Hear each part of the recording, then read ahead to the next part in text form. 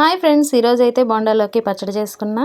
ఎప్పుడు రొటీన్గా చట్నీ అయినా ఈరోజు వెరైటీగా పచ్చడి చేద్దామని బోండా చేసి పచ్చడి చేసుకున్నా. ఎలా చేశానో చూసేద్దాం రండి. చాలా టేస్ట్గా ఉంది, కారకారంగా చాలా బాగా వచ్చింది. ఇప్పుడు ఎలా చేద్దామో చూసేద్దాం రండి. ముందుగా ఎండుమిర్చి, పచ్చెనపప్పు, ఉల్లిపాయ, టమాటా, కరివేపాకు అన్నీ ఒక ప్లేట్లో తీసి రెడీగా పెట్టుకున్నానండి. తర్వాత స్టవ్ మీద బాండీ పెట్టి ఎండుమిరపకాయలు ఎర్రగా వేయించుకున్నాను, తీసి పక్కన పెట్టుకున్నాను.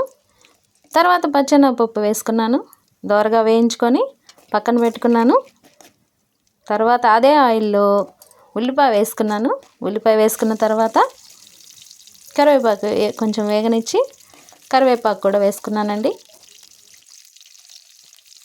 అవి కొంచెం వేగిన తర్వాత దోరగా వేయించుకొని అవి కొంచెం వేగిన తర్వాత నేను తరిగి పెట్టుకున్న టమాటా ముక్కలు వేసుకున్నాను. బాగా మూత పెట్టుకొని సిమ్లో పెట్టుకొని వేయించుకున్నాను. వేగిన తర్వాత చిన్న ఉల్లిపాయ, ఉప్పు వేసి అన్ని మిక్సీలో వేసి పచ్చడి పట్టుకుంటే ఇలా వచ్చింది. బోండాలోకి చాలా టేస్ట్గా ఉంది. మీరు కూడా ట్రై చేసి నాకు కామెంట్ చేయండి. Please subscribe. Bye bye. ఈరోజు మీ బ్రేక్ఫాస్ట్ ఏంటో కామెంట్ చేయడం మర్చిపోకండి. Bye friends.